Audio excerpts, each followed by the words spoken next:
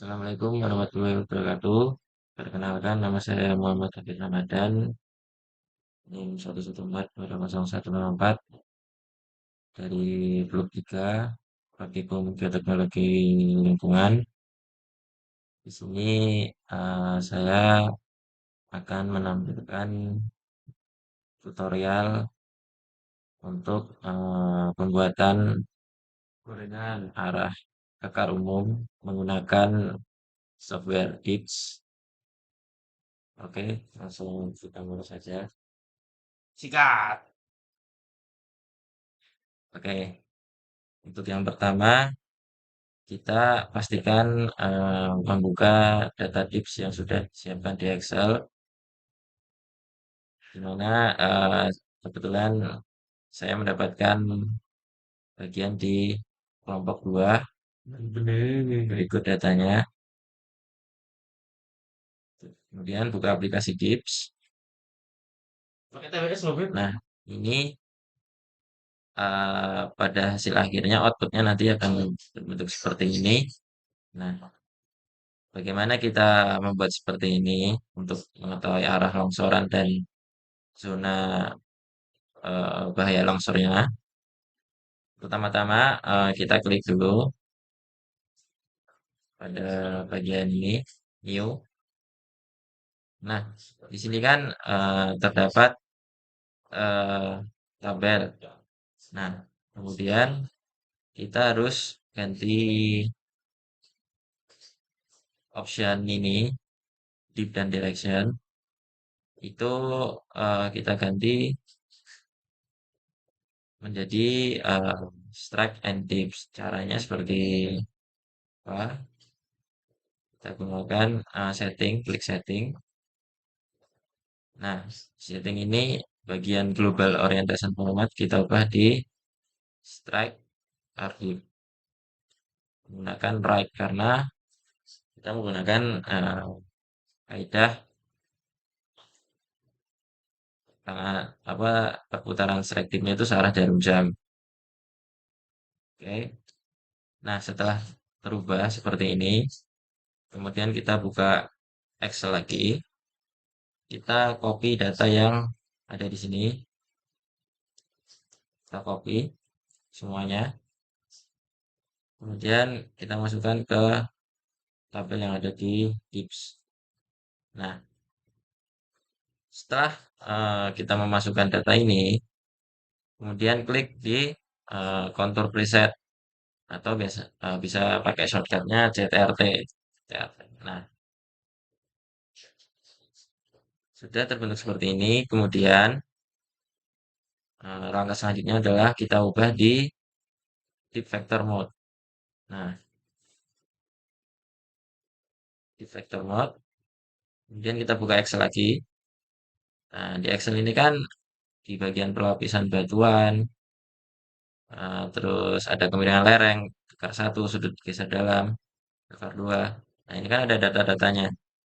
Kita masukkan arah strike dan dipnya. Bagaimana caranya?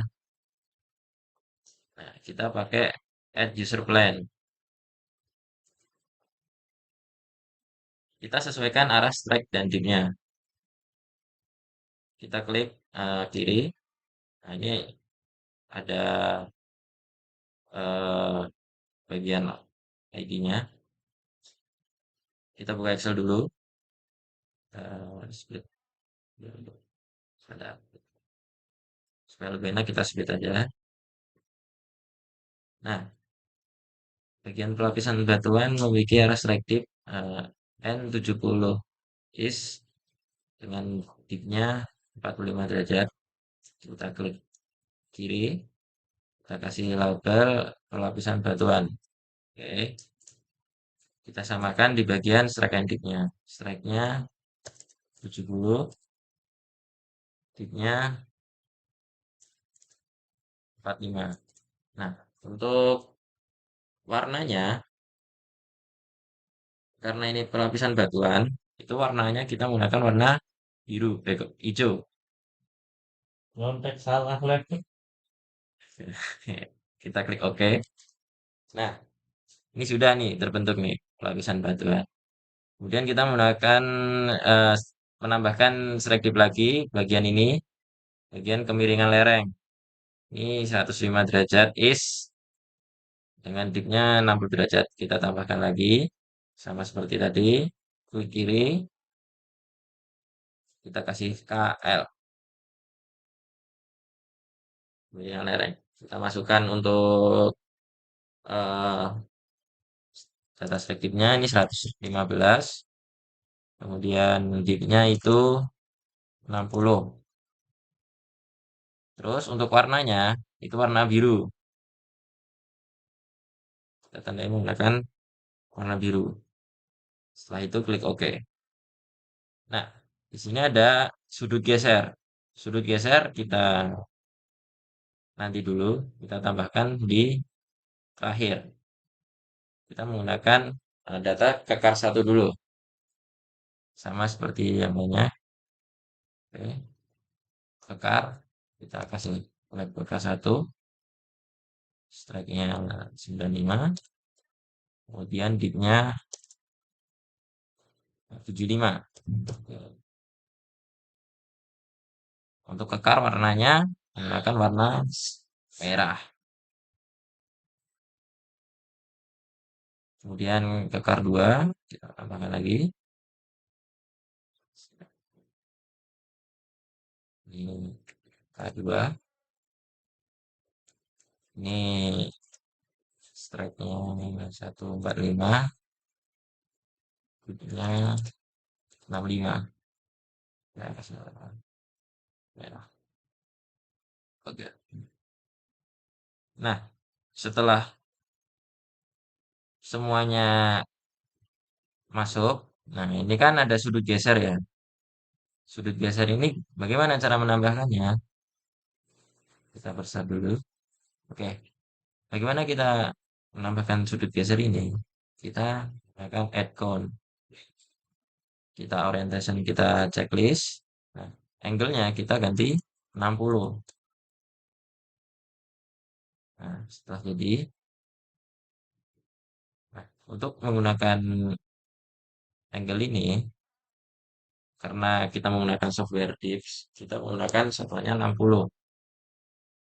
Setelah ini sudah terbentuk, kemudian checklist Stereonet. Bagian ekuatorial. Oke.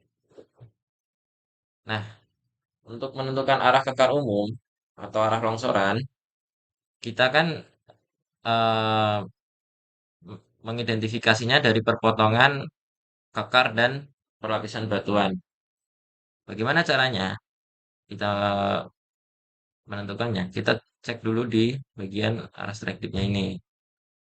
Nah, ini kan ada perpotongan nih, perlapisan batuan dan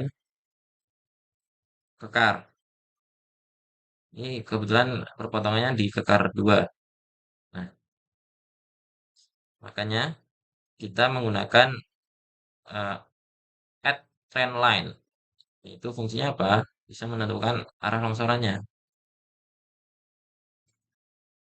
Arah longsorannya ini kita apa? Paskan di perpotongan ini. Kita perbesar aja biar lebih mudah. Kita pasin. Nah, sekiranya pas, kita langsung klik. Ketemu nih, trennya 175 derajat. Kita oke. Nah, ini pas kan? Nah, setelah pas, kita tambahkan add arrow. Add arrow ini fungsinya apa? Untuk mengetahui arah longsorannya. Berarti kan ke bawah ya. Untuk menambahkan add arrow ini, kita harus kliknya dari bawah juga. Kita klik. Setelah itu kita perbesar. Kita paskan tadi sini. Oke. Setelah semuanya sudah eh, terinput, langkah selanjutnya untuk trend line tadi kita hapus karena Ini sebagai garis bantu saja sebenarnya. Ini kita hapus, kita delete. Kita harus langkah selanjutnya kita menentukan daerah zona longsor. Di mana zona longsor ini adalah perpotongan dari kemiringan lereng dan zona geser dalam tadi. Bagaimana caranya? Kita menggunakan alat kinematik analisis. Ini fungsinya apa? Ini sebagai kita memberikan tanda zona, tanda zona. Ini warna merah. Bagaimana caranya? Kita kan akan memberi tanda dari perpotongan ini sampai perpotongan ini di kemiringan lereng ya. Kita atur di slope tip dan slope tip directionnya. Kita atur supaya mengarah ke KL tadi. Potongan KL sama Salah dong. geser dalam. Nah, ini udah pas ya. Ya. Seperti ini. Kemudian slope tipnya kita turunkan. Kita paskan. Nah, setelah pas, kita menggunakan lateral limitnya kita perbesar supaya lebih pas warnanya. Sampai mentok. Nah, ya. Setelah itu, kita uncheck list di bagian show contraction line-nya. Oke. Nah, ini dia hasil akhirnya.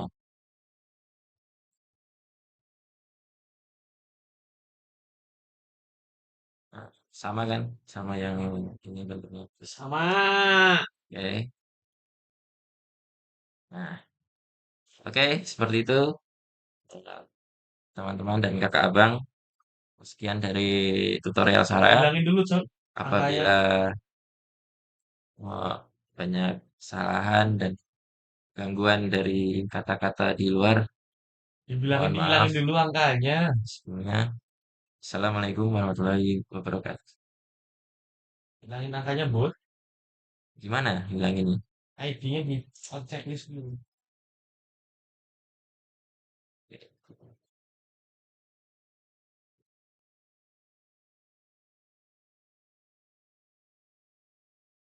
Oke, sudah. Terima kasih teman-teman. Yeay!